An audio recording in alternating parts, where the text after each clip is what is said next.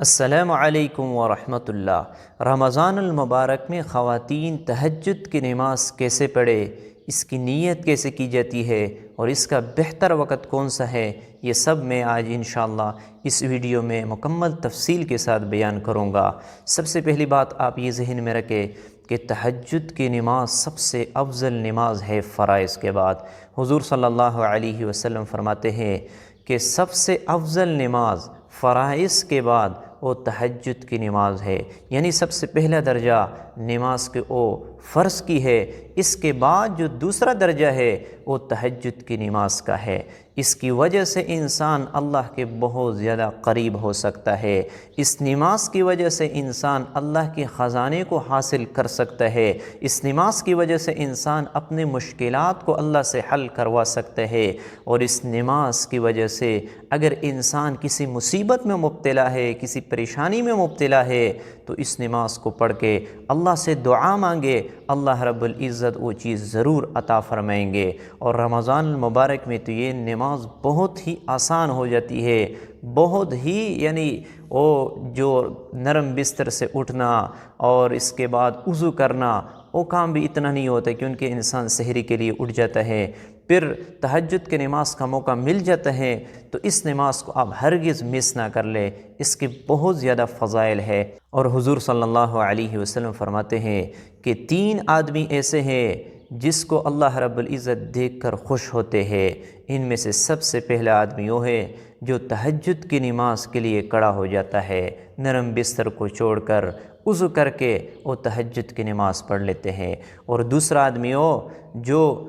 نماز کے لیے صفے بنا کر صفے میں کھڑے ہو کر اللہ کے سامنے عبادت کرتا ہے، اور تیسرا آدمی وہ جو جہاد کے لیے صفے بنا لیتا ہے۔ تو یہ 3 آدمی ایسے ہیں جس کو اللہ رب العزت دیکھ کر بہت خوش ہوتے ہیں۔ تو تہجد کی نماز کی بہت زیادہ فضائل ہے۔ اب میں آپ لوگوں کو طریقہ بتاتا ہوں کہ خواتین اس نماز کو کیسے پڑھے۔ یاد رکھنا، تہجد کی نماز بہت ہی آسان نماز ہے، نفل جیسے ادا کی جاتی ہے۔ سب سے پہلے آپ اس طرح کر لیں کہ وضو کر لے، سنت کے مطابق مستحبات کی رعایت کر کے آپ وضو کر لے۔ اس کے بعد آپ کسی بھی ایسی جگہ میں کھڑی ہو جائے جہاں پہ کوئی نہ ہو، اگر ایسی جگہ نہ ہو تو پھر ایسے ہو کہ جہاں پہ یکسوئی آپ کو حاصل ہو سکتی ہو، جہاں پہ آوازیں نہ ہو، آپ وہاں پہ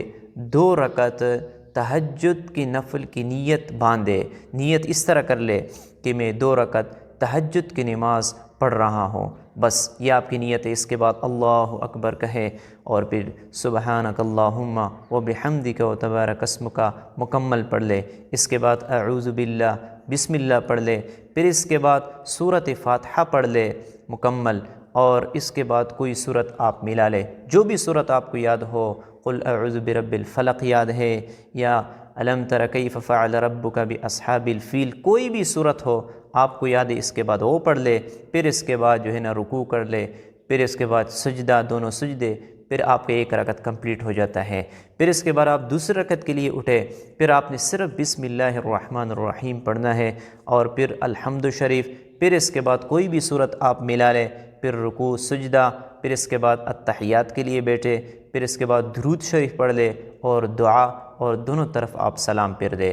یہ تہجد کی نماز کا طریقہ ہے، اس طریقے سے آپ نے تہجد کی نماز پڑھنا ہے۔ اب بہتر یہ ہے کہ آپ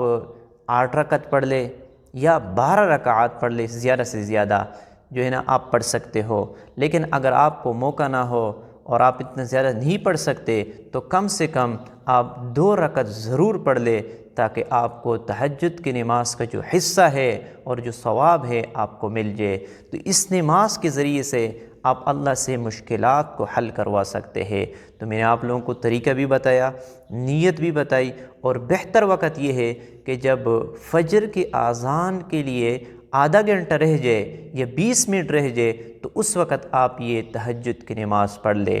آدھا گھنٹہ پہلے یعنی فجر کے اذان سے آدھا گھنٹے پہلے آپ یہ تہجد کی نماز پڑھ لیں اور پھر اللہ سے دعائیں کر لیں۔ اور یاد رکھنا اللہ رب العزت آخری آسمان پہ اترتے ہیں، یہ جو سحری کا وقت ہوتا ہے، تہجد کا وقت ہوتا ہے، اس وقت اللہ رب العزت آخری آسمان پہ نزول فرماتے ہیں اور یہ ندا لگاتے ہیں، آواز لگاتے ہیں کہ کوئی ہے مجھ سے مانگنے والا، کوئی ہے مجھ سے سوال کرنے والا کہ میں اسے عطا کر لوں، کوئی ہے مجھ سے معافی مانگنے والا کہ میں اسے معاف کر دوں۔ یہ آوازیں لگاتا ہے، تو انسان کو چاہیے کہ وہ اٹھے اور اللہ سے مانگے اور تہجد کی نماز ادا کر لے، اللہ سے اپنی مشکلات کو حل کروائے۔ تو معزز خواتین حضرات، یہ نماز آپ ضرور ادا کر لے، اور رمضان المبارک میں ایک نیکیوں کا سیزن لگ جاتا ہے، میلہ لگ جاتا ہے۔ آپ جتنا بھی اللہ کے خزانوں کو لوٹنا چاہتے ہو، جتنا بھی آپ نیکیاں حاصل کرنا چاہتے ہو،